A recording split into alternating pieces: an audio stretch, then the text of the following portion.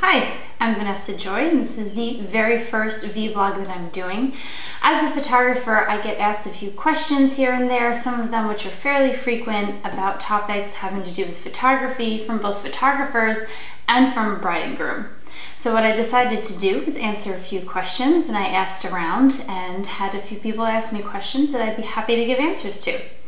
I'd like to start out with bride and groom question, something that needs a little bit of clarification. I find that photographers, including myself, find most of our clients are not informed about the following topics. The first of them being albums. A lot of photographers give names for albums that don't make a lot of sense to a client. Flush mount, matted, magazine style, coffee table book. What do these things mean? So the first thing I'm going to start with is a matted album. The matted album is like what I have here.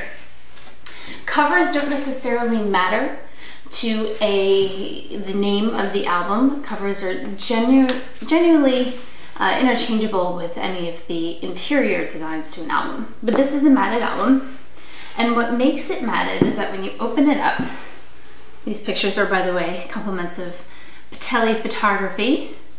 All right, when you open it up, these are pictures that are laid inside of mats. I'm feeling right here, there is actually 3D texture. The mat is cut out and the picture is underneath. So this is what we would call a matted album. This is compliments of Andres Valenzuela Photography. So that's what this is. This is a typical matted album. This one's a little bit more creative. It doesn't mean that it's a boring album because this is technically the more traditional style of album. It can be done fairly uniquely as well. All right, so that's a matted album. It's not too much of what you see these days. It is a little bit more traditional. A flush mount album is when you have a photo spread that goes across the entire album. So there are no mats that I can feel any 3D texture with. The entire photo and the layout in here is completely flat. It's one photographic print and it goes all the way to the end of the page. This one has a little text here, but it's still the same. It's going all the way to the end of the page. So that is what you would call a flush mount album. That was compliments of Kenny Kim Photography. Have to give the credits where credit is due. The magazine style or coffee book table style comes from magazines. The idea that you've got more than one picture on the page, you have a really creative layout going on over here. This is Amanda and Matthew's wedding. They got married in June of 2010. So the actual design on the inside of the album is where people are referring to a magazine style album like this. And as far as the last term that I mentioned, the coffee book table, any of these really would be considered a coffee book table. The fact that it's a thin album, it's not too heavy, and it's not those huge slip-in one picture per page matted albums that all of our mom and dads have from their wedding. All right, so that is albums. Christopher Barth is the one that wanted me to talk about the flush mount albums, and he also talked about the first look. The first look is something that is probably done half and half at weddings. It's something that's done more frequently when the ceremony is at the reception. A first look is where the bride and groom see each other before the ceremony. So yes, it is totally against superstition and tradition. You don't see the bride for the first time when she walks down the aisle, but it's actually a little bit more emotional, I find. When my clients do a first look, I get to be there to experience them seeing each other for the first time without a huge crowd of people. And they get to see each other and embrace and hug and kiss and have that moment there without a ton of people or without waiting for the priest to say, "You may not kiss the bride." It also makes it very easy on the day because you get to plan to do all of your pictures beforehand as well and not miss a minute of your cocktail hour or your reception. So it is completely up to the client if they want to do a first look, but I find most photographers do recommend it. The last thing that Christopher wanted to talk about was photojournalism, and Danielle Vinard also wanted to talk about this. Photojournalism is a term that started out when Dennis Reggie photographed one of the Kennedy's weddings, and he got this shot of the bride and groom walking out of the chapel, and they had a kiss. It wasn't something he posed. It wasn't something that he arranged or planned. Wedding photojournalism pretty much started with Dennis Reggie. What has happened now is that term has become a little bit abused. So photojournalism, a lot of photographers just claim to be photojournalist. The true definition of a photojournalistic wedding photographer is a photographer that does not speak to the bride and groom or anyone else. If he's taking a picture of the room and he sees a Coke can in the corner, he can't move it. He can crop it out, but he can't move it. A true photojournalistic photographer does not interact with any of the happenings at the wedding. Photojournalistic style, I think a lot of photographers possess.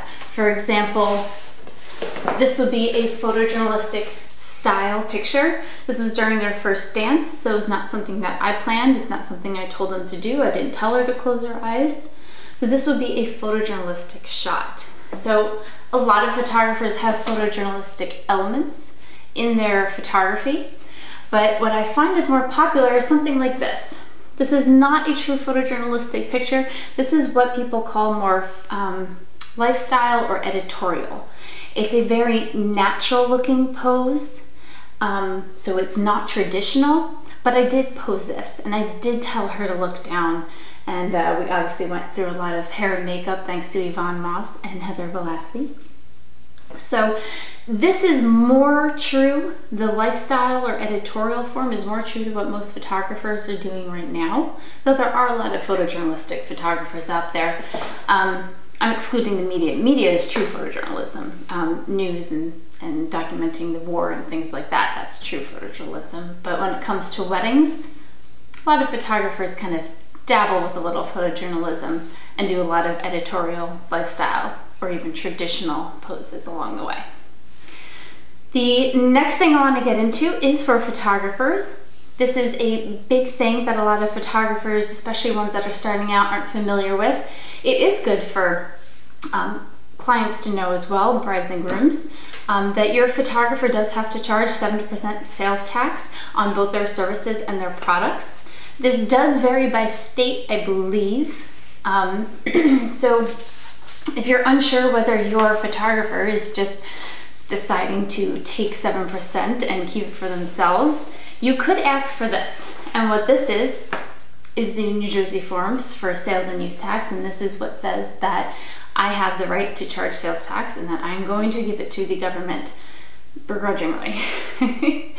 So this is what you need to get. If you are a photographer, you need to get one of these along with registering your business, and you get one of these, really high tech. It comes just like that in your mail. Where you can get those is right here at the State Treasury website. So this is state.nj.us/treasury. You can also go here, and among their treasury forms and taxation forms, they do have specific rules for photographers as to what you charge sales tax on and how you do it when you are working with a client out of state. If a client is out of state, the service is being performed out of state, and the product is being delivered out of state, meaning they have to live out of state, you do not have to charge them sales tax. Just like if I were to go order something from B&H Photo. B&H is in New York, I am in New Jersey. I do not have to pay sales tax when I order something online and have them ship it to me. What I am supposed to do is at the end of the year on my income taxes, report a use tax. Obviously, that is a little bit difficult to enforce, but technically, you are supposed to have a use tax on your tax forms at the end of the year, claiming what you have bought in other states and are now using in the state you're living in. That is about it. I think that is all of my toys that I have. I plan on doing this, and I'm going to hold myself to it at least every other week, maybe other 3 weeks. But what I would love for you to do is to add comments to the bottom of the blog here or on my Facebook, asking me anything you could possibly think of, photographers, brides and grooms alike, anything that you would like answered that's confusing, something that you're just curious about, or something maybe you want to test my brain on.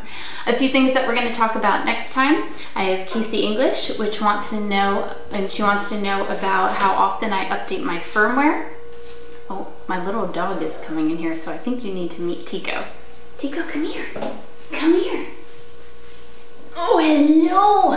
Can you say hello? This is Tico. This is my Fluffy. He's a good boy. Alright, so next time Casey wants to talk about firmware updates for your camera, as well as why it's important to maintain cleaning your lenses, not only on a daily basis, but actually sending them into the Canon manufacturer. We're lucky we have one right here in Jamesburg. So what else? David Tang wants to know about defining one's style, vision, better business practices, marketing and things like that, social media.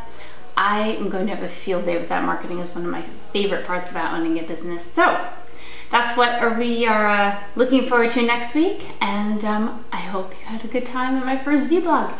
Say bye-bye.